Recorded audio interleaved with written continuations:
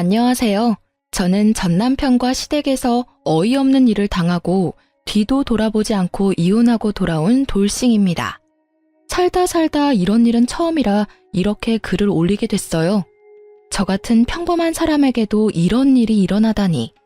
저의 대환장 이혼 스토리 한번 들어보실래요? 저와 그 찢어 죽여도 모자랄 남편 새끼가 만난 건 제가 28이 되었을 때였어요. 남편은 당시 젊은 사업가로 바쁘게 다니던 사람이었죠. 저는 당시 가족과 연을 끊고 살고 있었는데 그 빈자리를 채워주었던 게 남편이었어요. 남편은 사업 때문에 매번 바빠서 같이 있는 날은 많지 않았지만 그래도 만났을 때는 온전히 저에게만 집중해주는 모습에 반했어요. 그렇게 좋아하는 사람이었지만 결혼을 깊이 생각할 정도는 아니었어요. 좀 더 서로를 알아가야 한다고 생각하던 때에 우리에게는 새로운 생명이 찾아왔어요. 제 눈에 넣어도 아프지 않은 우리 아들이요. 만난 지 4개월 만에 보석처럼 곱고 애교도 많은 아이를 임신했을 때 처음에는 너무 무서웠어요. 남편이 아이와 저를 책임지지 않을 거라는 생각 때문에요. 그런데 남편은 자기가 책임지겠다며 결혼을 이야기하더라고요. 그때 저는 정말 너무 기뻤어요. 이 사람이 나를 그만큼 사랑해주는구나 하고요. 그렇지만 남편의 권유로 결혼식은 아이를 낳고 하기로 했어요. 배가 불러 예쁘게 나오지 않는 것도 싫었고 분주하게 움직이다가 아이를 잃는 것도 싫었기에 저도 남편의 말에 응했어요. 그리고 우리는 혼인신고만 한 상태로 제가 살던 전셋집에서 신혼집을 마련하게 되었어요. 어차피 남편이 사업차 지방을 자주 내려가기 때문에 돈을 더 많이 벌면 더 큰 집을 마련하자고 했었고 그 전까지는 여기서 조금만 더 버티자고 했죠. 그리고 정말로 남편은 바쁘게 움직였어요.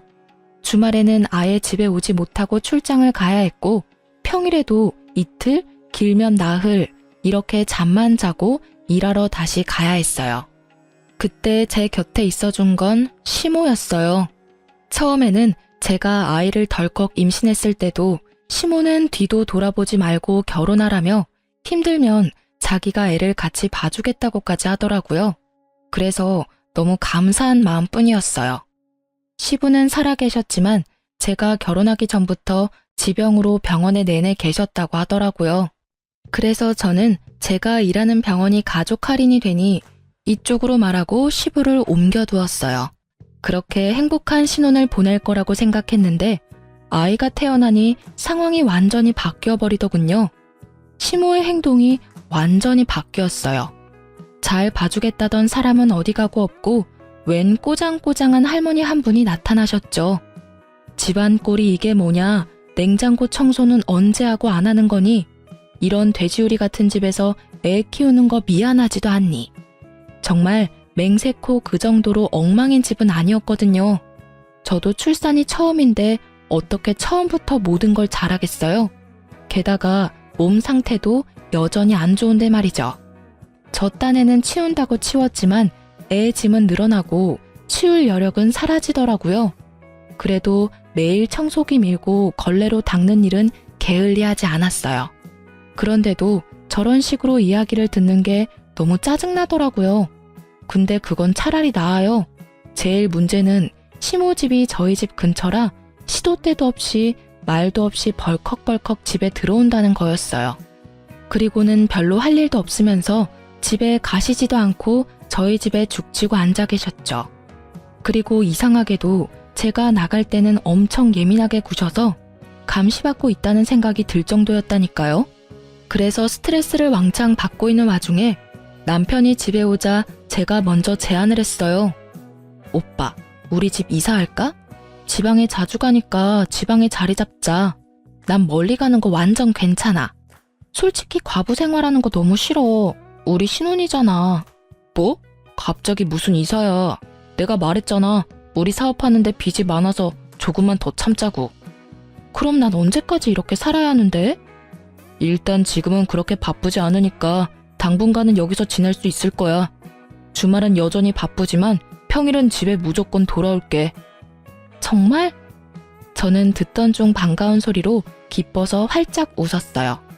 이제야 저도 부부답게 지내보겠다 싶었는데 그날 저녁에 그 일이 터졌죠.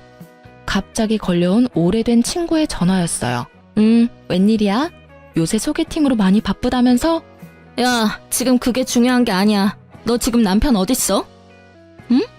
오늘 친구 만나러 나간다고 나갔는데 갑자기 왜? 나 지금 데이트 어플로 남자 만나러 나왔는데 네 남편 같은 사람이 여기 있어.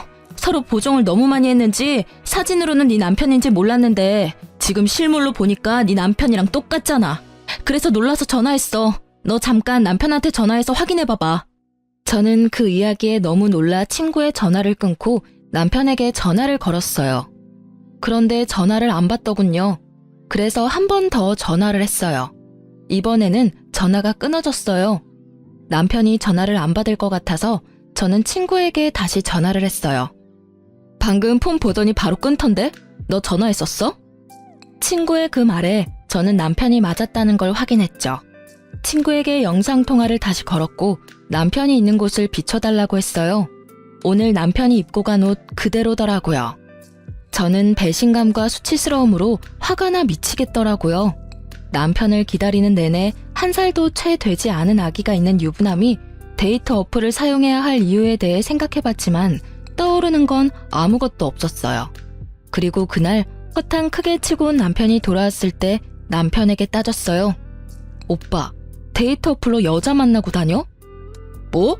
무슨 소리야. 너랑 애가 있는데 내가 왜 그런 거래? 그리고 그럴 시간도 없어. 오늘 친구 만나러 간다고 했잖아. 너 설마 나 의심해? 남편은 당황한 표정으로 우선 발뺌부터 하더군요. 눈 하나 깜짝하지도 않는 그 모습에 저는 필사적으로 눌렀던 화가 치밀어 오르는 걸 느꼈어요. 의심이 아니라 확신인데? 오늘 데이트 어플 상대가 펑크냈지? 그럴 수밖에 없지. 오빠 오늘 만나려고 했던 여자가 내 친구거든? 그 전화 받았을 때 내 기분이 어땠는지 모르지? 내가 왜 그런 걸 친구의 전화로 알아야만 하는 건데 친구들이 뭐라고 생각하겠냐고. 제 말에 남편 얼굴이 하얗게 질리더라고요. 아니 이럴 거면 왜 바람을 피냐고요. 화가 난 제게 남편 놈은 그제야 다급하게 말하더라고요. 그거 진짜 호기심으로 한번 해본 것뿐이야. 친구가 그런 어플이 있다고 해서 한번 경험 삼아 해본 거고. 그리고 무슨 일이 있었던 것도 아니잖아. 어차피 얼굴도 못 봤고 만나지도 못했는데 그냥 한 번만 넘어가줘. 이후로 절대로 그런 짓 안 할 테니까. 응? 저는 남편의 뻔뻔하게까지 한 말에 배신감을 지독하게 느꼈어요. 아니, 뭔데 이렇게 당당한 건데요? 잘한 거 하나도 없는 놈이 빳빳하게 얼굴 들고 한 번만 봐달라니. 이게 지금 저한테 할 소린가요? 미안하다가 아니라 한 번만 봐달라는 소리가 먼저 나오는 남편을 보며 저는 한숨을 푹 쉬었어요. 한 번만 봐줘? 이렇게 살 거면 그냥 헤어지는 게 낫겠어. 이게 뭐야? 남편이라는 작자는 집에 들어오지도 않고 시어머니라는 사람은 시도 때도 없이 집에 말도 없이 찾아오지를 않나. 게다가 아직 어린 애기 두고 여자 물색하는 남자를 도대체 어떻게 믿으라는 건데? 그리고 최소한 나한테 미안하다 한마디는 해야 하는 거 아니냐고. 봐달라고 말하기 전에. 미안해. 진짜로 미안하다니까. 두 번 다시 그런 일 안 할 테니까 이만 마음 풀어. 당신이 원하는 거 다 해줄게. 나도 일부러 그런 거 아니라니까. 이번이 처음 아니지? 다른 데로 말해봐. 몇 명이나 이 어플로 만났냐고. 맹세코 이번이 처음이라니까. 몇 번을 이야기하게 만들어. 정말로 미안해. 그러니까 이번만 좀 봐줘. 뭐 할까? 어플도 지울게. 자, 됐어? 그럼 각 썼어. 두 번 다시 이런 일 안 하기로 하고 다시 이런 일이 생길 경우에는 이혼하고 위자료 지급하고 친권, 양육권 다 나한테 넘긴다고 써. 제가 알기로 각서라는 건 법적 효력이 없어요. 그럼에도 각서를 쓰게 한 건 남편에게 보여준 제 각오였어요. 다시 바람을 피려 하거나 바람을 필 때 이대로 내가 하겠다는 각오였죠. 남편은 아주 흔쾌히 각서를 쓰더라고요. 그렇지만 그 각서를 보면서도 우울하고 열받는 불같은 제 마음은 전혀 좋아지지 않았어요. 그런 제 모습을 보던 남편은 며칠 동안 저녁마다 집안일을 도와주며 저를 달래려 애쓰더군요. 저는 큰맘 먹고 용서해주기로 했어요. 여자를 만나려 했지만 못 만났다는 점이 크게 작용했던 거죠. 게다가 남편이 집에 있으니 시모가 집에 오지 않더라고요. 그렇게 저는 아주 잠시 편안함을 느낄 수 있었어요. 시모가 오지 않고 남편이 집안일을 해주고 있었으니 딱 오늘만 같았으면 하는 마음이 들었거든요. 그렇지만 그것도 오래 가지는 못했어요. 한 달도 채우지 못하고 남편은 일이 다시 바빠지는 바람에 다시 지방을 오가는 생활을 하게 됐거든요. 그렇게 남편이 다시 사라지자 시모의 습격이 시작되었어요. 무슨 생각인 건지 시모는 남편이 있을 때는 절대로 집에 오지 않더군요. 그런데 남편이 오지 않을 때는 귀신같이 알고 집에 와서는 저를 괴롭혔어요. 집안일 못한다고 지적하던 시모는 아이가 커갈수록 아이에 대한 지적을 하더라고요. 아이가 못생겼다느니, 너를 닮은 게 실수였다느니. 듣기에도 진짜 머리가 아플 만큼 아이에 대한 악담을 하더군요. 처음에는 그냥 농담으로 넘기려고 했는데 매번 그런 이야기를 들으니 점점 더 농담으로 들리지 않더라고요. 자그마치 애가 태어나고 30개월을 그렇게 보냈죠. 그런 상황을 참다 못한 저는 인연을 끊고 지냈던 어머니에게 결혼 후 처음으로, 아니 집을 나온 후 처음으로 전화를 걸었어요. 시모뿐만이 아니라 여전히 집에 잘 오지 못하는 남편 때문에도 엄청 힘들었거든요. 엄마, 나야. 너 지금 어디야? 어떻게 한 번도 연락을 안 해? 이 모진 것. 잘 살고는 있는 거야? 밥은 잘 먹고 다니고? 엄마, 너무 걱정했어. 나 결혼해서 애까지 있어. 엄마한테 전화하고 싶었는데 혼전 임신이라 엄마하고 틀어질까봐 걱정돼서 연락도 못했어. 뭐? 애가 있어? 결혼까지 했다고? 너 결혼식 할 때는 어떻겠어? 부모도 없이 혼자 들어갔어? 아니, 결혼식은 아직 안 했어. 배가 불러와서 결혼식은 나중에 하기로 했거든. 아, 정신이 하나도 없어. 오랜만에 전화했나 싶었는데 이런 일까지 듣게 되고. 그래, 애는 몇 살이야? 이제 30개월이야. 아들인데 귀엽고 애교도 많아. 듣기만 해도 좋네. 내일이라도 집에 와. 반찬 해놓을 테니까 반찬 가지고 가고. 애 얼굴도 한번 보자. 연락 안 되는 동안 손주가 생겼다니 신기하기도 하고 놀랍기도 하고. 그렇게 전화를 끊고 다음날 꼭두 새벽부터 저희 친정을 찾아갔어요. 몇 년을 오지 않았음에도 제 방은 그대로더군요. 주말이라 아버지도 집에 있더라고요. 오랜만에 보는 아버지는 많이 늙었더라고요. 이놈아, 이렇게 힘들게 살 거면 그냥 집에 있지 그랬어. 우리 몰래 애까지 낳고. 그렇게 아버지와 마음을 터놓게 된 우리 가족은 그간 밀린 이야기를 했어요. 그리고 가장 중요한 남편에 대한 이야기도 했죠. 그런데 남편에 대한 신상을 들을 때마다 아버지 표정이 영 좋지 않더라고요. 근데 네 신랑이라는 사람 사진이 있냐? 아빠 얼굴 좀 보여줘봐. 어떻게 생겼는지 얼굴 좀 보자. 저는 아무 생각 없이 폰 사진을 몇 개 보여줬어요. 아무리 생각해도 닮았는데. 뭘 닮아? 아, 애기랑은 많이 닮았지. 아빤데. 아니, 애 말고 우리 회사 직원 말이야. 나이도 이름도 똑같은데 사업한다고? 아무리 봐도 우리 부서 직원이랑 똑같단 말이지. 아니겠지. 잘못 본 거 아냐? 남편 사업하느라 매번 바쁘다는데. 게다가 지방을 자주 다녀서 집에도 많이 못 오고. 저는 별거 아니라는 생각에 그렇게 말했는데 아버지는 생각보다 심각하더라고요. 근데 너무 이상하잖아. 이름이랑 나이도 똑같고 얼굴도 똑같은 사람이야. 근데 그 직원은 결혼했다고 한 적 없거든. 아빠가 너무 의아해서 그러지. 아버지의 그 말에 저는 당황스러웠어요. 아버지가 거짓말을 할 이유도 없고 거짓말을 할 사람도 아니었으니까요. 게다가 이름에다 나이, 얼굴까지 똑같은 사람이 이 세상에 몇 명이나 되겠어요? 저는 걱정이 되기 시작했어요. 만약 제 남편이 아버지가 아는 사람이 맞다면 그는 제게 직업도 속이고 싱글인 척 돌아다닌다는 것이잖아요. 남편이 데이트 어플을 사용했던 전적이 있었기에 저도 마음 편히 있을 수는 없었어요.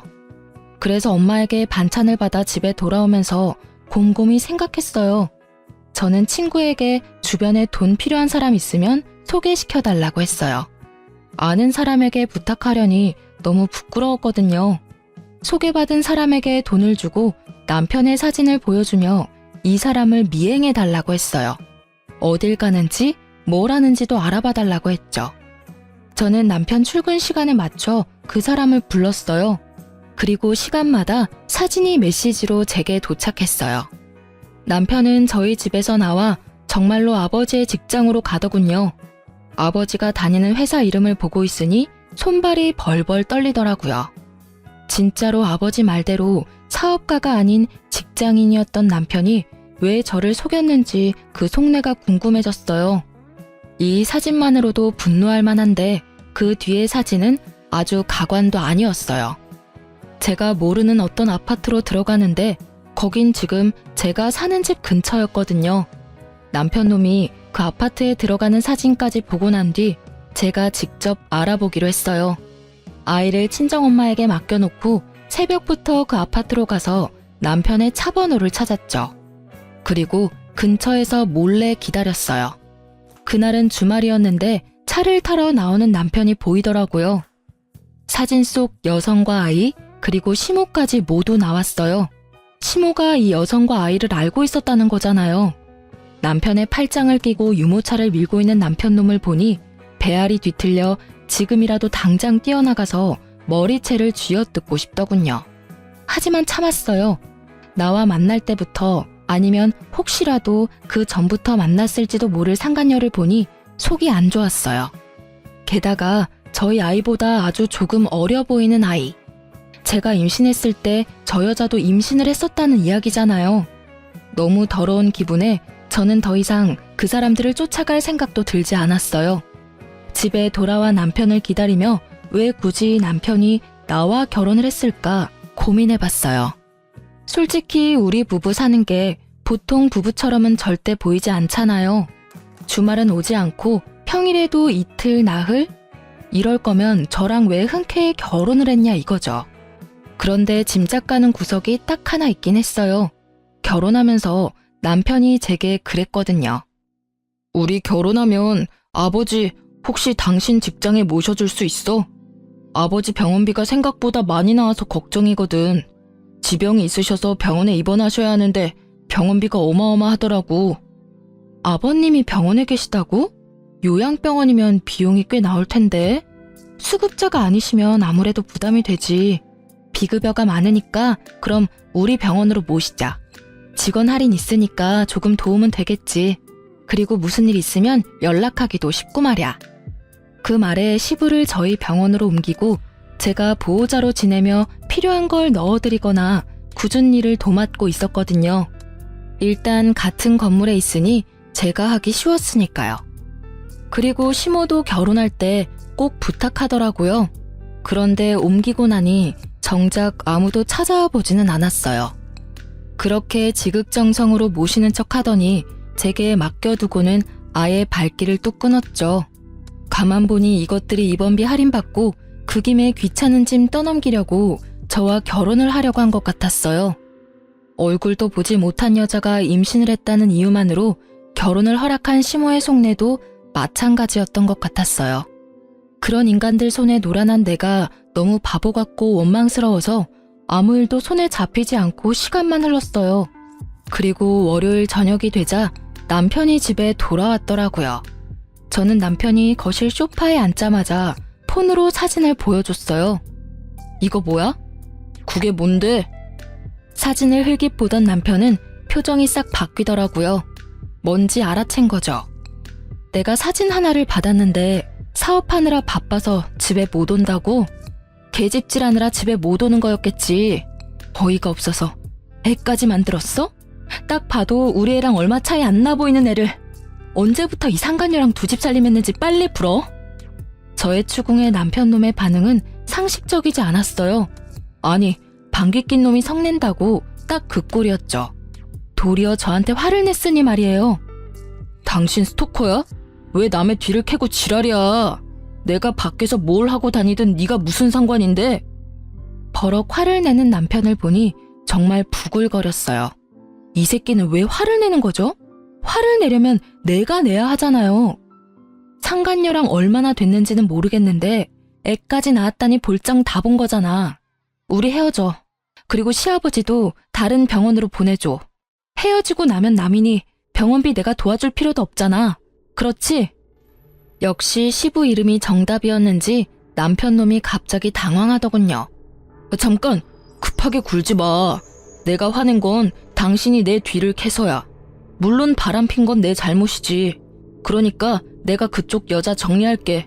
어차피 호적이고 뭐고 올라가 있지도 않아. 나 법적으로 깨끗한 사람이라고. 그러니까 일단 진정하고 우리 앞으로 어떻게 할지 생각해보자. 남편 놈은 그쪽을 정리하겠다는 말을 불쑥 꺼내더라고요. 저는 더 어이가 없었어요. 지 사정에 맞춰서 이 여자 저 여자 관리하는 모양새가 여자가 한둘만 있지는 않을 거라는 합리적인 의심을 하게 만들었죠. 분명히 다른 여자도 있겠지 하는 생각이 강하게 머리를 강타했어요. 저는 남편에게 강하게 말했어요. 법적으로는 깨끗하겠지. 그런데 내 마음이 깨끗하지가 않아. 네 얼굴 보는 것만으로도 뱃속이 부글부글거리고 열받아서 머리가 돌 것 같다고. 그리고 뭐? 정리를 해? 어떻게 정리할 건데? 내가 데이트 어플 같은 거 할 때부터 알아봤어야 했어. 그때 끝장 봤으면 이 꼴 안 보고 사는 건데. 여기 내 집이고 어차피 오빠 짐도 얼마 없어. 그러니까 내가 앞으로 어떻게 할 건지 결정하기 전까지는 이 집에 발도 디딜 생각하지 마. 냉정하게 생각해. 이런 일로 당신 진짜 혼자 살 거야? 애도 어리고 싱글맘이 얼마나 힘든지 당신이 몰라서 그러나 본데. 지금까지도 충분히 싱글맘처럼 살고 있었어. 아니, 그보다 더 심하지.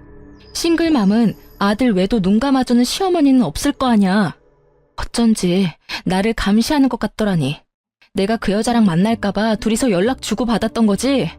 아주 가족들이 다 짜고 나를 속였어. 그런 거 아니야.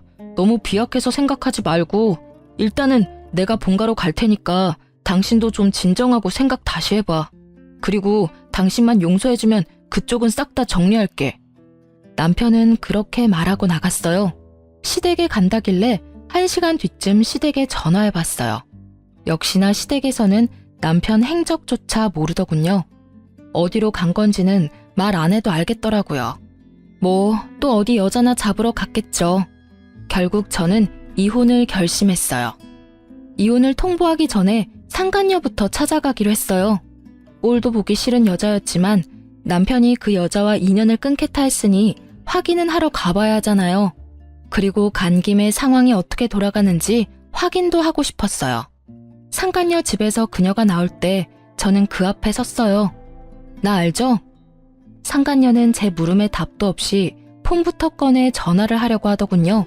딱 봐도 남편에게 전화하려는 것처럼 보였어요. 저하고 이야기하고 나서 전화하시는 게 좋을걸요? 전 할 말 없고 이야기도 듣고 싶지 않아요. 그치만 들어야 할걸요? 그 사람이 나한테 당신 존재 들키고 뭐라고 말했는지 궁금하지 않아요? 대답이 없는 상간녀를 보니 궁금하기는 한가 보더라고요. 그 남자 유부남인 거 알고 사귀었죠? 애가 몇 개월이에요? 26개월? 25개월? 그건 뭐 하러 물어요? 우리 애가 당신 애보다 나이가 더 많거든요. 그게 뭘 뜻하는지는 알죠? 모르겠는데요. 제가 그걸 왜 알아야 하죠? 그리고 이런 식으로 함부로 남의 집 앞에 얼쩡거리면 경찰에 신고할 거예요? 신고하셔도 상관없어요. 저도 어차피 상간녀 위자료 소송하면 되니까. 어느 쪽이 더 많은 벌금을 낼지는 알고 있을 거라고 생각해요. 그런데 그거 알아요? 당신이 애를 가졌을 때 이미 우리는 혼인신고 완료 시점이었다는 거. 완벽히 결혼 생활하고 있던 중이었어요. 그 점에 대해서 다른 할 말 있어요? 당신 유부남이랑 눈 맞은 거예요. 와이프 있는 남자 건드린 거라고. 와이프? 웃기시네. 누가 마음대로 와이프래?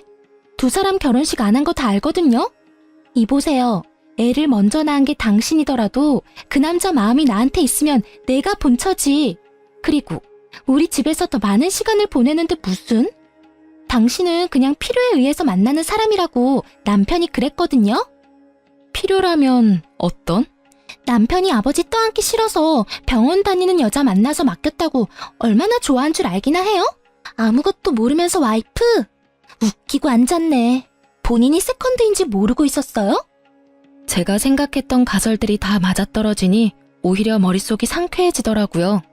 상간녀는 그 뒤로도 자기가 하고 싶은 말을 아주 쏟아내더라고요.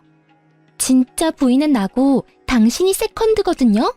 그리고 조만간 혼인신고하면 애도 호적에 올려준다고 했어요. 솔직히 시아버지 죽고 없으면 당신 같은 여자 필요도 없었어. 혼인신고? 내가 혼인신고를 먼저 올렸는데 당신이 어떻게 혼인신고를 또 올려요? 참 이상한 여자네. 이미 법적으로 유부남인 남자를 어떻게 혼인신고하는지 당신이 좀 알려줄래요? 제 말에 상간녀의 아주 당당하기만 하던 얼굴이 갑자기 동그랗게 놀란 얼굴이 되더라고요. 정말로 몰랐나 봐요. 남편 놈이 저와 혼인신고가 되어 있다는 걸. 그게 무슨 소리야? 혼인신고가 되어 있다고? 어떻게 그게 가능하냐고? 남편은 나한테 혼인신고 안 했다던데? 애 가져서 결혼하는데 결혼식도 못했어요. 그러면 당연히 혼인신고라도 해야 하는 거 아니에요? 그 새끼가 이 여자 저 여자 만나고 다니느라 바빠서 깜빡했나 본데 결혼 준비할 때 이미 남편 신분증과 도장 가지고 동사무소 가서 신고했죠. 아무 생각 없이 그냥 두던데요. 설마 이제까지 자기가 혼인신고 되어 있었던 것도 몰랐대요? 그걸 왜 혼자서 혼인신고를 해요? 그럼 결혼하자고 하는 사람이랑 혼인신고를 하지 누구랑 혼인신고를 해요? 그리고 애 낳으면 호적에 올려야 하잖아요. 그러니 혼인신고했죠. 제가 잘못한 거예요? 아니, 그리고 둘이서 사랑한다면서요. 그러면 애가 태어나면 호적부터 올려주겠다고 했겠죠. 대체 뭘 기다린 거예요? 저는 이 상황에 웃음이 났어요. 그놈도 자기가 법적으로 본인이 유부남인 거 모르고 있나 보더라고요. 저는 상간녀에게 웃으며 말했어요. 그 자식은 법적인 유부남이었고 당신은 유부남이랑 붙어먹은 불륜녀고요. 그리고 내가 남편한테 어제 헤어지자 했더니 나한테는 당신 쪽을 정리하겠다고 하더군요. 생각한 것보다 엄청 사랑한 건 아니었나 보네요. 아참, 좋은 거 하나 알려드릴까요? 저는 상간녀에게 여자가 나뿐만이 아니라는 걸 알려주고 싶은 마음이 들었어요. 제가 받은 배신과 상실감을 이 여자도 받길 원했거든요. 그리고 이 여자가 빨리 깨닫고 남편 놈을 버려주길 바라는 마음도 더 컸고요. 그 남자 폰 자세히 살펴봐요. 데이터 어플 있을 거예요. 우리 애 태어난 지 얼마 안 됐을 때 여자 만나려고 그 데이터 어플로 여자 찾은 게 그 남자예요. 각서 날짜가 당신이 임신 중일 때죠? 그때도 다른 여자 만나고 다닌 거예요. 이쯤 되면 그 남자가 얼마나 인간 쓰레기인지 잘 알겠죠? 상간녀의 얼굴이 하얗게 질리더군요. 그러나 그렇게 쉽게 믿고 싶지는 않았나 봐요. 그래서 저는 명확한 증거를 보여주기로 했어요. 저는 남편이 데이터 어플을 사용했을 때 작성한 각서를 상간녀에게 폰으로 보여줬어요. 날짜까지 적힌 각서는 제 아이가 태어난 지 얼마 안 돼서 작성된 거니까 적어도 이 각서를 썼을 때는 그녀가 임신 중이었거나 아이가 신생아였을 것 같았거든요. 그 데이터 어플 상대방이 제 친구여서 제가 착각할 리 없거든요. 친구한테 목록 보내달라고 하면 보내주겠죠. 그거라도 받아서 보여줘요? 아, 그리고 혹시 주말에 잠깐 저희 집 간다고 나간 적 없어요? 근데 그놈은 저희 집에 주말에 온 적이 없어요. 매번 평일에만 저희 집 왔거든요. 그럼 이 집에 오지 않은 주말에는 어디에 갔을까요? 그 이야기를 듣자마자 상간녀의 얼굴이 확 일그러지더라고요. 그 얼굴을 보니 얄궂게도 제 마음이 조금 시원해지더라고요. 결국 상간녀는 제 말이 끝나자마자 폰을 들고 남편 놈에게 전화를 하더라고요. 야, 이 나쁜 놈아. 너 혼인신고까지 했으면서 뭐? 우리 애를 호적에 올려줘? 너 어디부터 어디까지가 거짓말이야? 우리 사이 이제 끝이야. 저는 그 모습을 보고 웃으며 집으로 갔어요. 이 정도로 불을 지펴놨으니 두 사람은 알아서 타오르다 꺼질 테죠. 집에 돌아오는 내내 남편 놈이 전화를 하더라고요. 싹 다 무시했어요. 이제 저는 그놈한테 들을 말도 할 말도 없거든요. 그런데 그놈은 그렇지 않았나 봐요. 집에 돌아가 짐을 싸고 있는데 남편 놈이 집으로 들어오더라고요. 저는 신경도 쓰지 않고 짐을 마저 챙겼어요. 남편이 제 몸을 휙 돌려 세우더라고요. 얼굴을 보니 화가 잔뜩 난 것이 제가 딱 바라던 얼굴이었어요. 바빠. 별일 아니면 나중에 전화로 해. 그게 남편한테 할 말이야? 당신이 하던 대로 했는데 뭐 문제라도 있어? 매번 바쁘다고 나중에 전화하던 사람은 당신이잖아. 지금 그 말 하자는 게 아니잖아. 너 혼인신고는 언제 했어? 아니 왜 맘대로 혼인신고를 해? 그것부터 묻는 걸 보니 상간녀가 화낸 것보다도 자기가 총각이 아니라 유부남이라는 사실이 참으로 화가 났나 보더라고요. 저는 너무 웃겼지만 꾹 참고 말했죠. 아, 그것 때문에 왔어? 그럼 결혼식도 안 하고 애 낳고 사는데 혼인신고라는 확신도 없으면 나중에 내가 뭐가 되는데? 그리고 결혼하자는 말은 혼인신고 하자는 말이랑 똑같은 거 아니야? 그게 아니면 다른 생각이라도 했어? 평생을 총각으로 있고 싶었나 본데 난 그런 거 정확히 아는 타입이야. 결혼 준비하면서 당연히 혼인신고도 한 거지. 질문이 근데 너무하네. 왜? 유부남이면 안 되는 이유라도 있어? 애가 이쪽 집 저쪽 집 합쳐서 둘이나 되면서? 그런 문제가 아니라고. 그럼 그 여자는 왜 찾아갔어? 나랑 해결하면 될 문제잖아. 너 스토커야? 왜 엄한 사람한테 가서 화풀이 했냐고. 나하고 싸우고 해결하면 될 일을 내가 그 여자랑 헤어져 준다고 했잖아. 내가 뭘 하든 신경 안 썼잖아. 그러니까 이번에도 신경 쓰지 마. 내가 무슨 짓을 해도 더 이상 신경 쓰지 말라고. 이혼하고 집 뺄 거거든? 그러니까 그 여자랑 잘 살아. 왜 나 때문에 그 여자랑 헤어져? 그러지 마. 그냥 둘이서 늙어 죽을 때까지 시부시모 모시고 잘 살면 되잖아. 더 이상 간섭 안 할 테니까.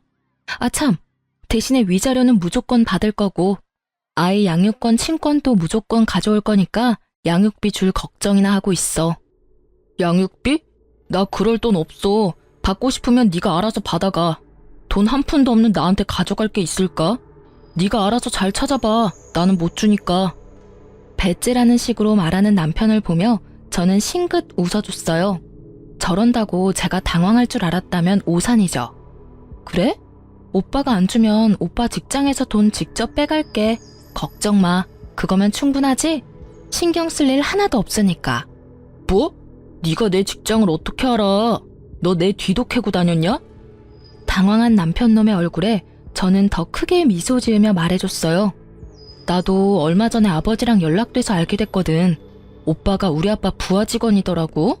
아버지가 아주 자세히 알고 계시더라. 회사에서도 언제나 총각이라고 말하고 다녔다면서? 나한테 사업한다고 속이고 상간녀 집에서 먹고 자고 하니 아주 좋았지. 이렇게 들키게 될 줄 몰랐지? 설마 장인어른이 직장 상사일 줄이야. 그치? 제 말에 사색이 된 남편 새끼의 얼굴이 아주 가관이었어요. 끝까지 숨기고 싶었을 텐데 어쩌나요? 모든 게 다 까발려져 버렸는데. 그게 사실이야? 진짜 우리 부장님이 당신 아버지라고? 거짓말이지. 나한테 물어보지 말고 아버지한테 직접 물어봐.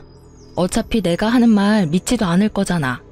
대신 아버지한테 물어봤을 때 무슨 일 당할지는 나도 장담은 못해.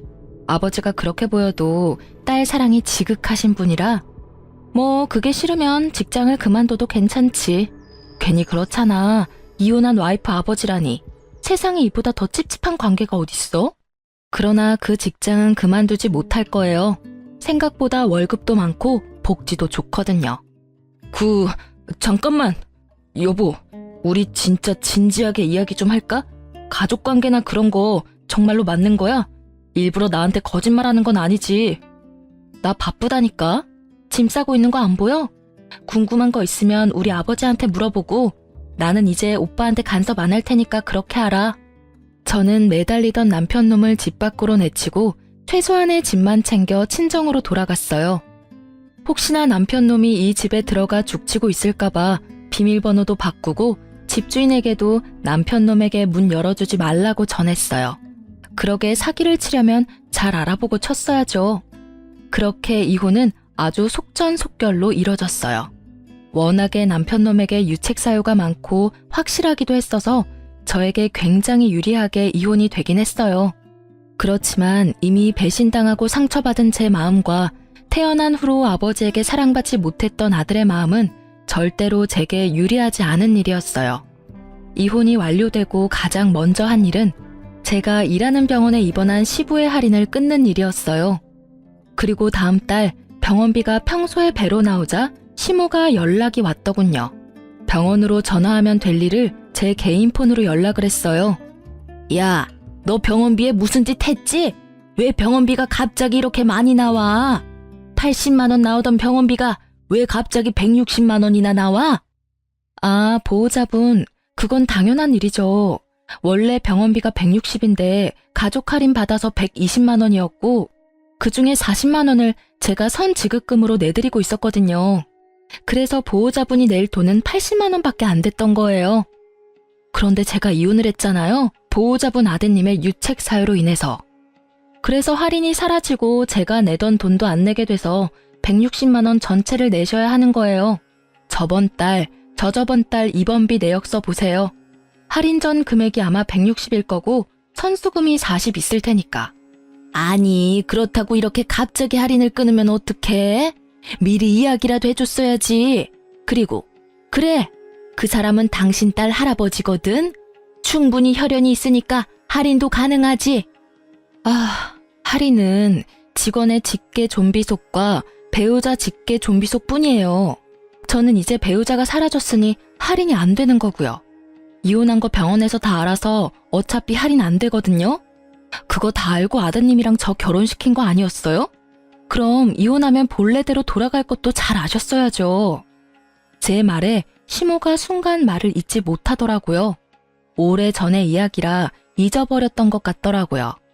그러게 왜 사람을 괴롭혔는지, 왜 아들의 외도를 돕고 있었는지, 이제와 후회한들 저는 번복할 생각이 전혀 없으니까요. 아니, 그런 걸로 결혼시킨 거 아니야. 그리고 예정이 있는데 그 정을 봐서라도 좀. 정 같은 거 없고요. 솔직히 지금까지 매달 50만 원씩 더 내준 것도 다 받아내고 싶은 심정이거든요. 어차피 그것까지 위자료로 싹 다 받아먹을 거지만, 그리고 병원이 비싸면 본인이 직접 간병하시면 되잖아요. 결국 시모는 할 말이 없으니 욕만 하다 전화를 끊더군요. 그리고 그 뒤에는 남편 놈이 시모와 같이 왔어요.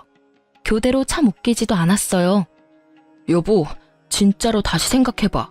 당신 속인 거 내가 다 잘못했고 그 여자랑은 이미 관계 정리했어. 나는 이혼도 안 할 거고 아버지 퇴원도 못 시켜. 아직 집 정리 안 된 것 같던데 이러지 말고 우리 다시 같이 살자. 이번에는 꼬박꼬박 집에도 잘 들어오고 당신이랑 아들한테 충실할게. 정말이야. 그 꼴을 보니 얼마 전 들었던 소문이 진짜였던 것 같더라고요. 상간녀가 자기 말고 딴 여자 또 만나는 거 발견해서 자기 집에서 나가라고 내쫓았다 하더라고요. 혼인신고해주겠단 말만 철석같이 믿고 있던 상간녀가 이미 유부남이었던 남편이 또다시 다른 여자 만나는 걸 용서해줄 리가 없죠. 집이 없어 시댁에 들어가 시모와 함께 살던 남편놈은 급하니 이번에는 제게 와서 빌붙으려 하더라고요. 똥줄이 타는 건 시모도 마찬가지였나 봐요. 그래, 얘야, 나도 다 잘못했어. 이때까지 너한테 그런 거 정말로 미안하게 생각해. 이제까지 내가 그랬던 건 다 너를 위해서였어. 남편 바람피는 걸 들키면 네가 얼마나 힘들었겠니? 그래서 내가 너를 못 나가게 한 것뿐이야. 정말로 나쁜 의도로 그런 거 하나도 없어. 제가 걱정돼서 남편 불륜을 눈감아줬다는 정신 나간 시모의 말을 들으니 이 사람들 제정신이 맞나 싶더라고요. 여태껏 그 여자랑 즐겁게 하하호호 잘 지내놓고는 이제 와서 자기들 아쉬우니 바로 획 돌아서는 거 봐요. 다 뽀록난 주제에 말은 얼마나 청산유수인지. 죄송해요. 저는 두 분을 용서할 마음이 눈꼽만큼도 없어요. 특히 어머니, 제가 상간녀와 마주칠까봐 매일 수시로 집에 감시하러 오느라 고생하셨어요. 그러니 앞으로는 그 열정을 남편분에게 쏟아서 열심히 간병하시면 될 것 같아요. 시모에게 그렇게 말해주고 저는 남편을 보며 말했어요. 그리고 오빠도 헛소리는 그만하고 직장이나 잘 다녀. 그래야 아버지 편으로 매달 양육비 잘 받을 거 아냐. 그러니까 여보, 나 지금 진짜 힘든 상황이라고. 정말 미안한 마음 가득하거든? 그러니까 한 번만 용서해줘, 응? 너 이렇게 독한 여자 아니잖아. 그러니까 참 대단하지. 이렇게 어리바리한 여자를 이렇게 독하게 만드는 당신 가족들이 더 대단하지 않아? 그리고 나를 속이느라 바쁘게 움직였던 열정이 있으면 아버지도 간병 잘할 수 있을 거야. 제 말에 뭐라 말 못하던 남편은 붕시렁거리며 퇴원수속을 받더군요.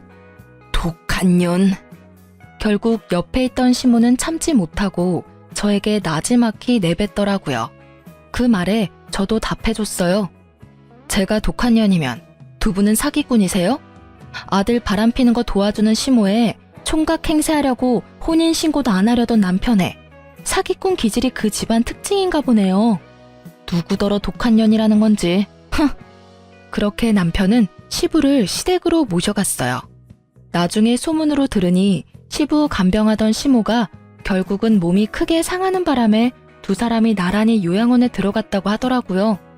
그리고 남편 놈은 일 다니다가 결국 두 사람의 요양원 비용이 부담돼서 투잡 뛰고 있다고 아버지가 말해줬어요.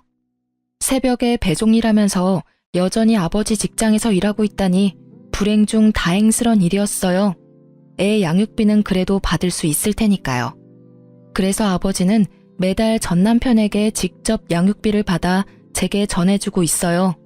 그리고 이렇게 바쁘니 이제는 여자 만날 시간도 없겠죠? 그렇게 좋아하는 여자 못 만나는 건 아쉽겠지만 인간이 되는 수행을 한다고 치면 좀 마음이 편해지지 않을까 싶네요. 본인은 그저 지금 고생만 한다고 생각하며 투덜대겠지만요. 이렇게 글을 쓰다 보니 솔직히 남편 탓만 할 건 아니라는 생각도 해요. 아니, 속인 놈은 무조건 잘못이지만 저도 어수룩하게 속아 넘어간 잘못이 있긴 하죠. 결혼은 언제나 신중해야 하고 순간의 감정에 선택을 맡기면 안 된다는 걸 깨닫게 된 쓰라리고도 좋은 교훈을 얻기도 했고요. 처음부터 수상한 점이 많은 사람이었으니 임신을 했더라도 신중히 생각했어야 했는데 그때 부모님과 연락을 하고 있었더라면 좀 더 좋은 조언을 얻지 않았을까 하는 생각도 해요. 남편 놈의 가족이 짜고 저를 속일 줄은 몰랐지만 그래도 막판에는 다들 알아서 망해줘서 속은 시원해요. 저는 부모님 밑에서 아들 키우며 즐겁게 살고 있어요. 한번 떨어졌던 가족이고 다시 만나 앙금도 풀었고 귀여운 애교쟁이 손주도 있으니 아버지는 항상 아이를 위한 장난감을 사거나 여행을 같이 가곤 해요. 일을 하면 어머니가 아이를 봐주시니 매달 죄송한 마음에 용돈도 드리지만 아이에게 따뜻한 가족을 경험시켜줄 수 있어서 차라리 천만다행으로 생각해요. 남의 불행을 나의 기쁨으로 삼지 말아야 하지만 나의 불행을 행복으로 삼던 놈이 불행해지니 솔직히 기쁜 게 사람 마음인가 봐요. 이 정도로 당했으니 이런 생각 조금쯤은 해도 괜찮을 거라고 생각해요. 그렇지 않으면 제가 너무 열받잖아요. 이렇게 이야기해보니 이혼당한 글이 사기당한 글 같기도 하고 참 여러모로 다른 사람에게 알리기 창피한 일이긴 하네요.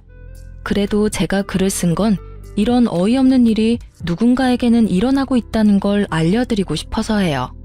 그리고 같이 욕이나 시원하게 해주시면 제 마음도 편할 것 같았거든요. 긴 글 읽어주신 것 너무 감사하고요. 오늘 하루 행복한 하루 보내세요.